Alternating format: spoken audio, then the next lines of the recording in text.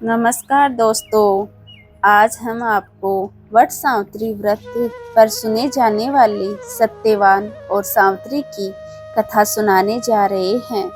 एक समय की बात है, एक अश्वपति नाम के राजा थे। उनकी कोई संतान नहीं थी। राजा ने संतान प्राप्ति के लिए अनेकों यज्ञ किए, जिसके फलस्वरूप उन्हें एक तेजस्वी कन्या की प्राप्ति हुई। राजा ने कन्या का नाम सावित्री रखा। समय बीतता गया और सावित्री विवाह योग्य हो गई। एक दिन राजा ने सावित्री से कहा, सावित्री, अब तुम विवाह योग्य हो गई हो, इसलिए स्वयं अपने लिए योग्य वर की खोज करो। पिता की बात मानकर सावित्री मंत्रियों के साथ यात्रा पर निकल गई। अनेक ऋषियों के आश्रमों, तीर्थों और जंगलों में घूमने के बाद वह राजमहल लौट आई। संयोगवश उस समय उसके पिता के साथ देव ऋषि नारद भी थे। सावित्री ने उन्हें प्रणाम किया। राजा अश्वपति ने सावित्री से उसकी यात्रा का समाचार पूछा। सावित्री बोली, पिताजी तपोवन में अपने माता पिता के साथ निवास कर रहे सत्यवान मेरे लिए योग्य हैं। मैंने मन से उन्हें अपना पति चुना है। सावित्री की बात सुनकर देवऋषि नारद चौंक उठे और बोले, राजन, सावित्री ने तो बहुत बड़ी भूल कर दी है। यह सुन अश्वपति चिंतित हो गए और बोले, देवऋषि, सत्यवान में ऐसा कौन सा अवगुण है? इस पर नारद जी ने कहा, राजन, सत्यवान के पिता शत्रुओं के द्वारा राज्य से वंचित कर दिए गए हैं। वह वन में तपस्वी जीवन व्यतीत कर रहे हैं और अपनी दृष्टि खो चुके हैं। राजन, सबसे बड़ी कमी यह है कि सत्यवान अल्प आयु है। 12 वर्ष की आयु में से अब उसके पास केवल 1 वर्ष की आयु शेष रह गई है।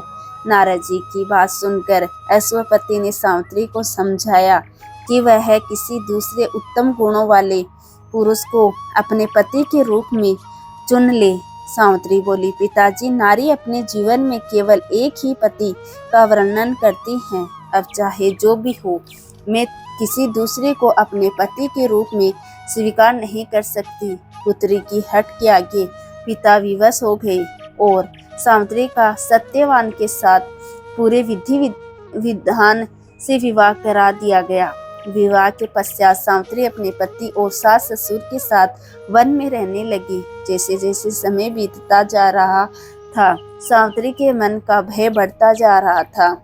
नारद जी के कहे अनुसार उसके पति की आयु मात्र 4 दिन बची।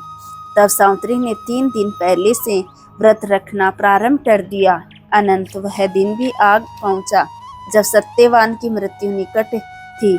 चौथे दिन जब सत्यवान लकड़ियां लाने को चला, तब सावित्री बोली, हे नाथ, मैं भी आपके साथ वन को चलूंगी। सत्यवान के मना करने पर भी वह अपने सास ससुर की आज्ञा लेकर अपने पति के साथ वन को चली गई। वन में सत्यवान ने जैसे ही पेड़ से लकड़ी काटना शुरू करा, उसके सर में असहनीय पीड़ा होने लगी और वह पेड़ से उतर गया। सावित्री समझ गई कि उसके पति का अंत समय निकट है, अतः उसने अपने पति का सर अपनी गोद में रख लिया। लेटने पर सत्यवान अचेत हो गया। सावित्री चुपचाप आंसू बहाती ईश्वर से प्रार्थना करने लगी। तभी उसे लाल वस्त्र पहने भयंकर आकृति वाला एक पुरुष दिखाई दिया। वह साक्षात यमराज थे। सावित्री बोली, महाराज, आप कौन हैं? यमराज ने उत्तर दिया, सावित्री, मैं यमराज हूँ और तुम्हारे पति के प्राण हरने आया हूँ। सावित्री बोली, प्रभु, सांसारिक प्राणियों को लेने तो आपके दूत आते हैं, क्या कारण है कि आज आपको स्वयं आना पड़ा? यमराज ने उत्तर दिया, सावित्री, सत्यवान धर्मात्मा तथा गुणों का सागर है। मेरे दूत इन्हें ले जाने के योग्य नहीं हैं, इसलिए मुझे स्वयं आना पड़ा। ये ऐसा कहकर यमराज ने सत्यवान के शरीर से प्राणों को निकाला और उसे लेकर दक्षिण दिशा की ओर यमलोक जाने लगे। सावित्री भी उनके पीछे पीछे चल दी।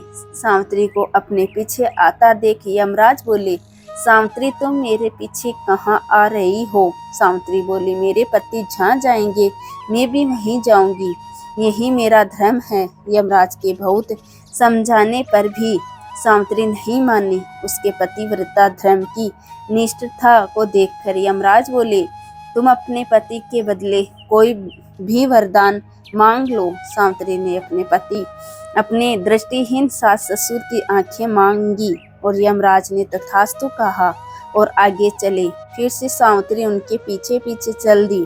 तब यमराज ने सावित्री से कहा, एक और वर मांग लो। तब सावित्री ने अपने सास ससुर राज्य को वर के रूप में मान लिया और यमराज ने तथास्तु कहा और आगे चल दिए। सावित्री फिर भी यमराज के पीछे चलने लगी। अब यमराज बोले, चलो और एक वर मांग लो। तब सावित्री ने अपने पिता के लिए 100 पुत्रों का वरदान मांगा। यमराज ने तथास्तु कहकर सावित्री को वापस लौटने को कहा, लेकिन सावित्री नहीं मानी और फिर उनके पीछे चल दी।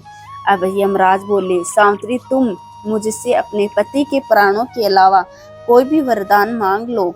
तब सावित्री ने वर मांगा कि उसके सत्यवान से 100 पुत्र प्राप्त हो। इस बार भी यमराज तथास्तु कहकर आगे बढ़ने लगे, परंतु सावित्री फिर उनके पीछे चल दी। अब यमराज बोले, मैंने तुम्हारे सभी मनोवांछित वर दे दिए हैं, अब तुम लौट जाओ। तब सावित्री बोली, महाराज आपने मुझे सत्यवान से 100 यशस्वी पुत्रों का वरदान दिया है और सत्यवान के बिना पुत्र कैसे संभव होगा? ऐसा कहकर सावित्री ने यमराज को उलझन में डाल दिया। तब यमराज बोले, सावित्री मैं तुम्हारी पतिव्रता धर्म से प्रसन्न होकर सत्यवान के प्राण छोड़ रहा हूँ और साथ साथ तुम्हें आशीर्वाद भी देता हूँ कि तुम्हारी यह कहानी युगों युगों तक सुनाई जाएगी। यह कहकर यमराज ने सत्यवान के प्राण छोड़ दिए और यमलोक को लौट गए।